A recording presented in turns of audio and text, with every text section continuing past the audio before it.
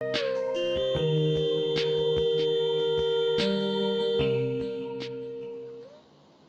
estamos. Ahí estamos, Ahí estamos está, acá. estamos acá, estamos acá. Mira, que fue duplicado. Bueno, acá estuvimos conversando y estaba buscando a Alfredo cuando se terminó con la Inquisición en América. No lo encontró. No, no lo encontré, pero vamos a seguir buscando. Sí, pero yo leí hace un montón que en el Uruguay justamente se terminó a comienzos de 1900, la Inquisición. Voy a decir algunas cuestiones que no leí y que ya Alfredo me dijo cómo me había olvidado, que no lo había leído, que me lo había salteado, pero yo había leído algo de Gerard Pommier, en Freudia Político. Dijo que respecto de la invención, como se trata de un saber sobre el saber que no se sabe, eso es la invención, el inventor es en ese momento su propio amo. O sea, no se trata de que un amo dirija su accionar, ¿no? En ese momento el sujeto, en el momento de inventar, de crear, es su propio amo. Yo lo había pensado también respecto del arte, que en ese instante, esto que tiene que ver con la creación, ese instante de crear, el sujeto realmente es su propio amo. Además yo lo había pensado, digamos, en otra radio, otro streaming, que me habían invitado a fines de diciembre y que participé y hablé sobre Chagall, que voy a subir ahora algunas cosas referidas a Chagall. Toda la actitud de Chagall me sorprendió en ese sentido. La cuestión cómo al crear, y no solo Chagall, pero esencialmente era su propio amo, no dependía, digamos, absolutamente de nadie, y que eso es lo que tiene que ver con la creación. Estaba pensando también en Picasso y algunas cuestiones que voy a averiguar.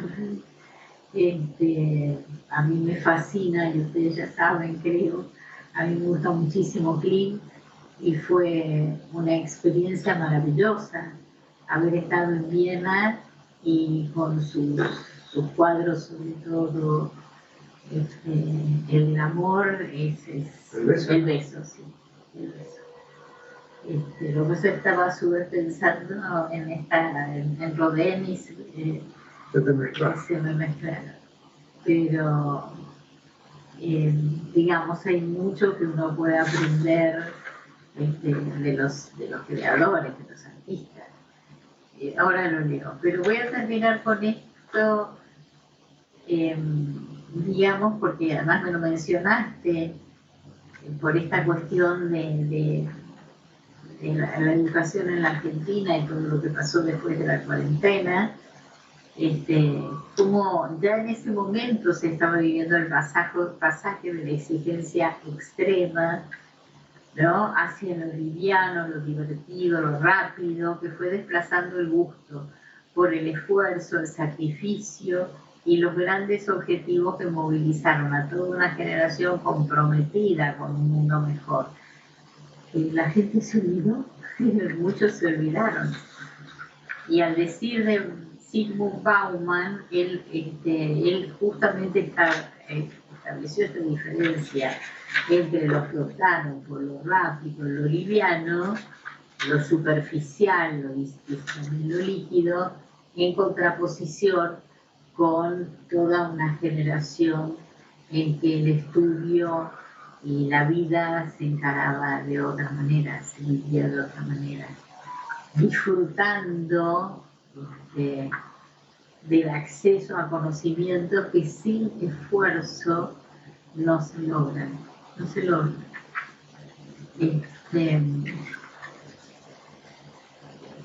A ver si No, voy a leer primero los comentarios y después continúo. ¿Me los darías? Sí, sí.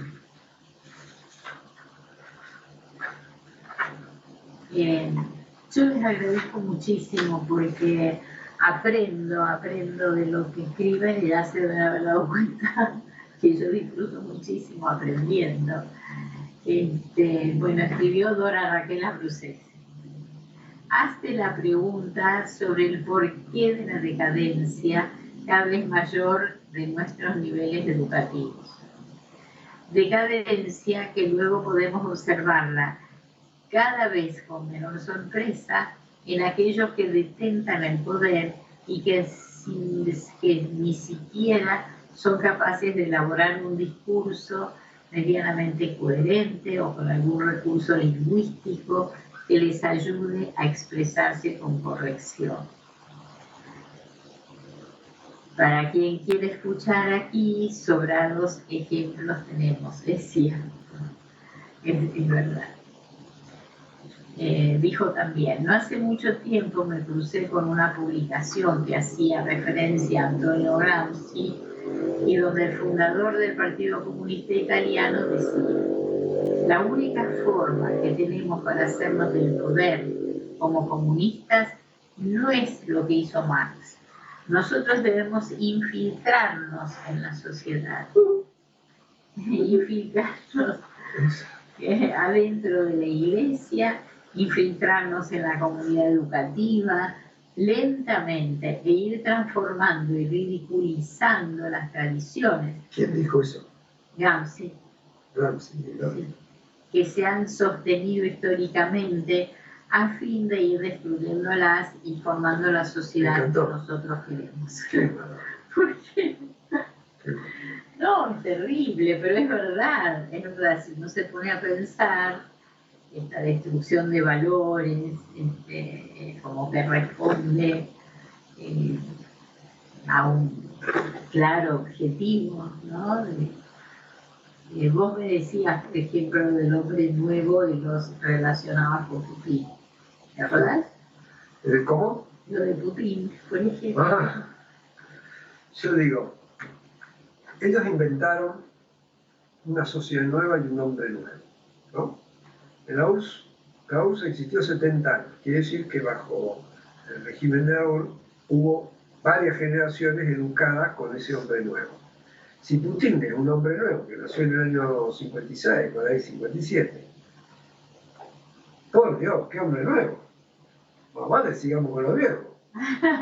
Porque este otro no tiene ninguna... Vos decís por lo de Ucrania. Por lo de Ucrania, por todo. Es un dictador que tiene a todo el mundo, manda a envenenar a los enemigos, los manda a matar sin ningún prejuicio. En Inglaterra hay... Bueno, tanto no sé, tanto... Sí, mandó a matar varios oponentes, con veneno radioactivo les pone y a otra cosa. Bueno, pero además él era de la KGB. Y bueno, por eso ese es el hombre nuevo, ese es el hombre nuevo que proponían ellos, por Dios. Bueno, hay que leer tu... Te voy a leer algo de Gramsci que no es de Gramsci. Karl Marx se casó el 19 de junio de 1843 en la iglesia de San Pablo en Kreuznach. ¿Qué pasó? Por iglesia se casó.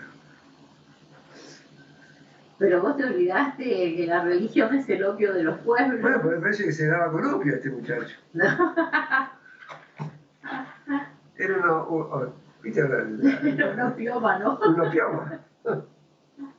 Bueno, hay que tener cuidado con estas cosas en realidad, pero es cierto lo que estás diciendo. Yo no sabía que se había casado por iglesia, sí sabía que le pedía constantemente un préstamo, que le prestara dinero a un tío o un familiar. El esposo de una tía, de una hermana de la madre. ¿Vale? Era un tío político. El esposo de la madre, de la hermana de la madre. Pero era mucho dinero, tenía ese. Claro, pero que le prestara dinero hasta tanto él reciba la herencia. Sí, hasta que se mueva la madre. Exactamente. Muy capitalista. Muy burgués. De laburar poco.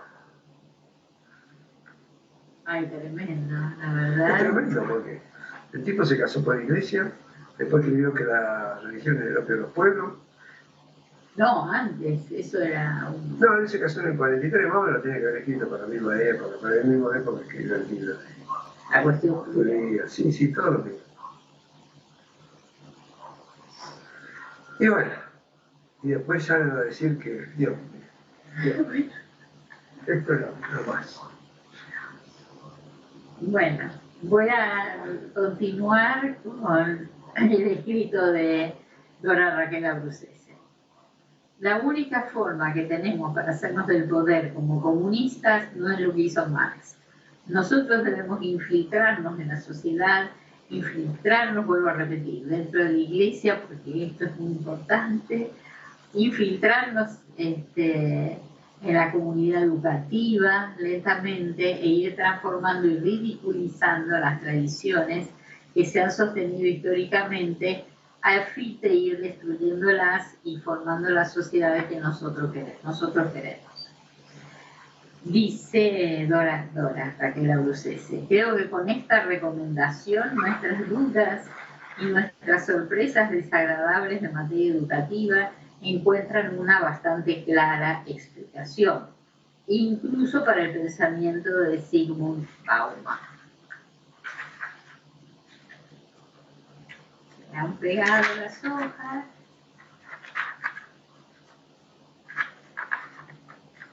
Bueno, pero en síntesis esto es lo que escribió Dora Raquel Abruzzese y me parece que no hay otra hoja en el medio. Graciela Mondaschi parece ser que le interesó totalmente la nota.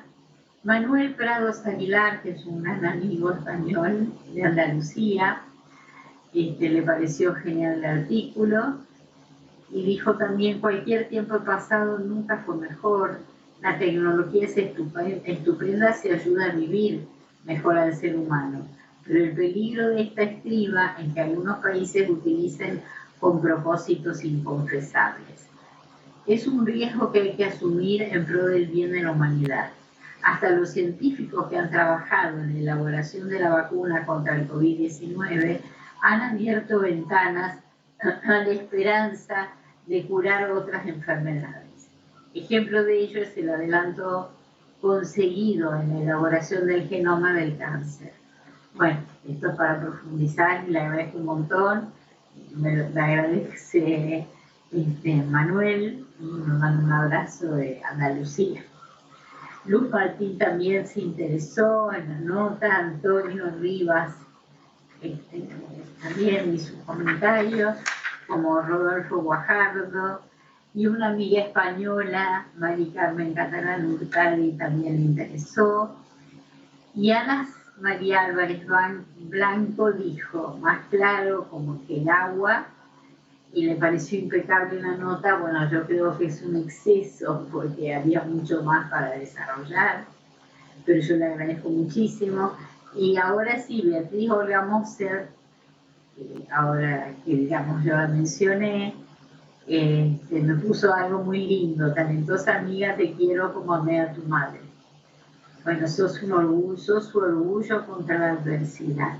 Bueno, para mí mi madre también es un motivo de orgullo inmenso, y era una luchadora incansable. Mamá fue una pionera de la medicina, papá también, pero mamá lo menciono porque ella era una mujer, o sea, fue una pionera de la medicina en San Juan, y todo lo que ella hizo fue realmente para tener en cuenta. En realidad fue la primera mujer que en el 71 presidió un congreso, no me acuerdo si internacional, pero estoy segura que nacional, de Argentina, donde... ¿De ginecología? De ginecología, donde se investigaba que la cantidad de muertes por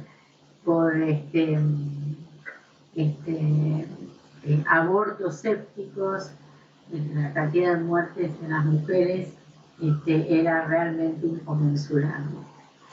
Ella escribió muchas notas referidas a su experiencia, podría haber vivido un poquito más, así nos cuenta algo más. Yo tengo muchas de las notas que voy a tratar de compartir y son muy sentidas además por mí.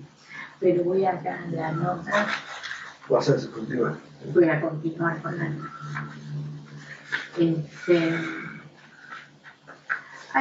Yo les sugeriría que busquen, porque está en YouTube, el discurso de Sarkozy.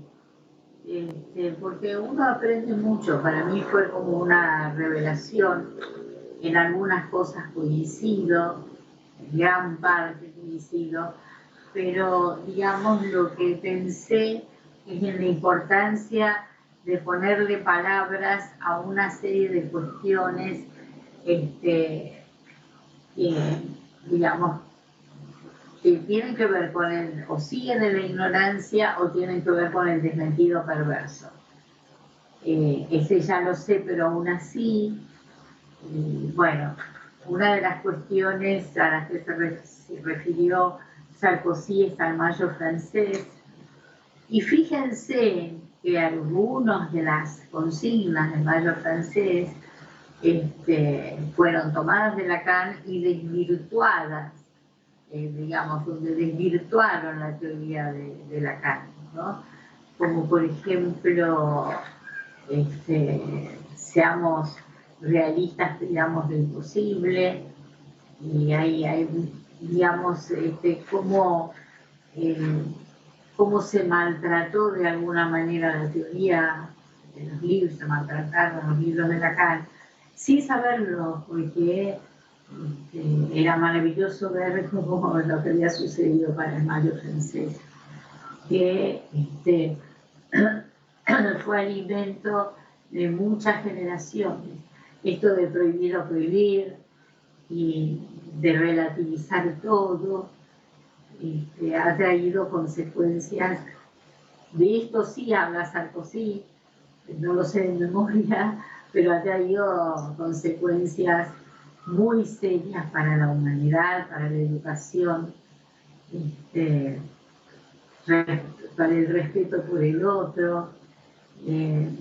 Así que, y toda una serie de temas que hoy en día además son muy serios, que están afectando.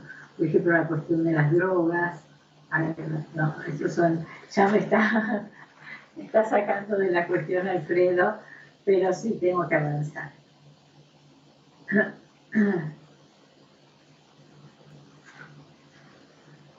Y habló de nuevo Johnson, las computadoras programables, aclarando que descienden de la tecnología militar, ya que muchas de ellas, de las primeras, vos lo sabías, fueron diseñadas específicamente para descifrar códigos de tipo de guerra o calcular trayectorias de cohetes. Sí. Ah, muy bien. Porque vos estuviste ahí en los comienzos. Sí, pero no tanto. No. Vamos. Pero yo todas en general eran de uso militar. Y muchas veces todas estas investigaciones empezaron para uso militar. ¿Y la computadora? Sí, la computadora era para uso militar, con el tigre. Podías hacer cálculos más rápidos. Mucho más rápido que con las máquinas comunes. Y bueno, esas son las primeras computadoras de ahora. Hacen millones de cálculos más rápido que en el mismo tiempo que la otra hacía un cálculo, ahora hacen millones. Y hay una generación de nuevas que están probando que va a ser 1000 veces más poderoso. Va a ser millones y millones de cálculos casi instantáneos. Bueno, entonces, si la participación militar es una parte importante de la historia, sí, no es una parte importante de la historia, pero la invención de las computadoras también requirió de otros componentes como cajas de música, robots que tocan la flauta, teclados para clavicordio, modelos de colores de las tejidas, digamos, todo contribuyó. Y entonces ahora voy a hablar un poquito del mérito que se lo ha desacreditado muchísimo en Argentina. Cuando todo, en la cuestión del mérito, si nos ponemos a pensar en las Olimpiadas, por ejemplo, ¿no? El esfuerzo, el mérito para lograr Y la clasificación para el Mundial. Para el Mundial. Selección argentina juega y van los mejores. Y los mejores son los que más mérito hicieron. Es tan simple como eso. Y la gente va y valiente porque queremos ser los mejores. Y todos quieren ser los mejores.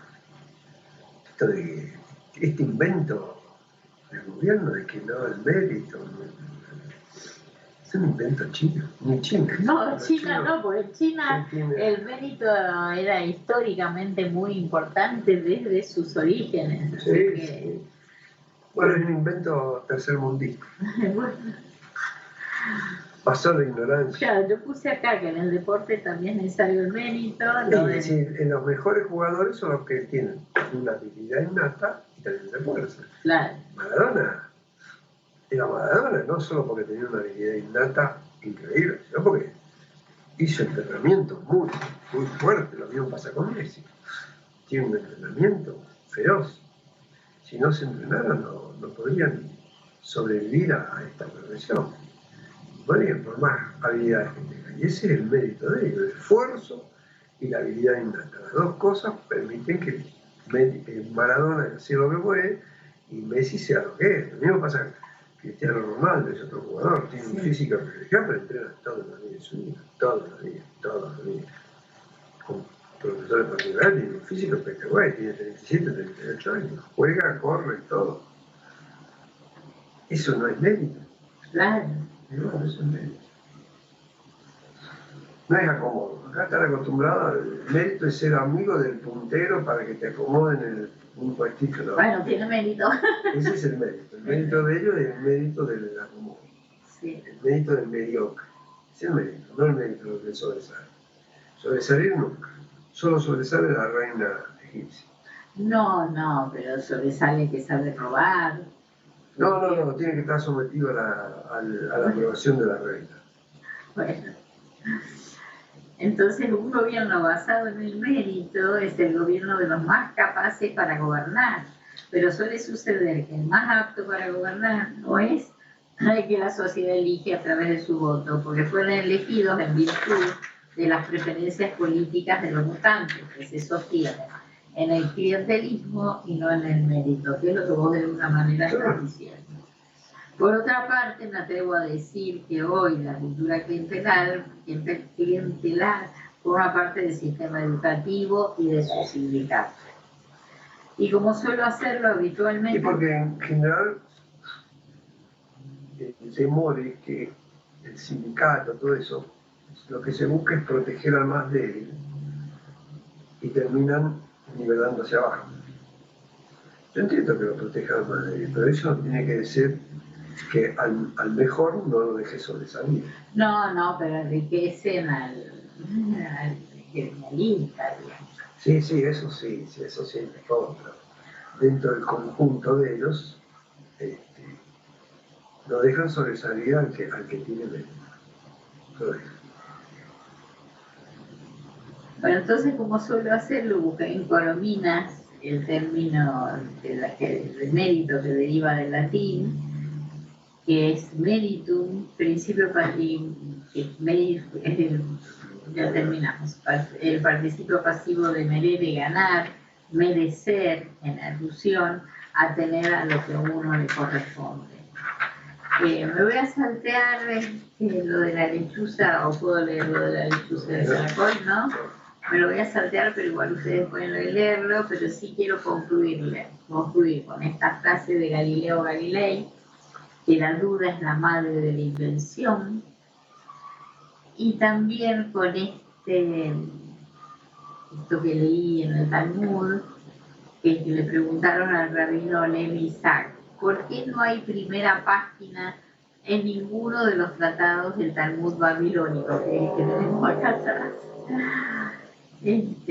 O sea, ¿por qué cada una empieza por la segunda? Por cada uno de los tomos empieza por la segunda. ¿Y qué le contestó el rabino? por mucho que un hombre pueda aprender, siempre debe recordar que no ha llegado ni siquiera a la primera página. ¿Lo viste? Bueno, muchísimas gracias a todos. Acá llegamos. Y seguimos en el próximo jueves. Y seguimos el próximo jueves. Y si tienen propuestas, escríbanmelas. Y veo que sería bueno trabajar. Bueno, muchísimas gracias a todos. Muchas gracias, Giuseppe. Muchas gracias, Alfredo. Y nos vemos el jueves que viene.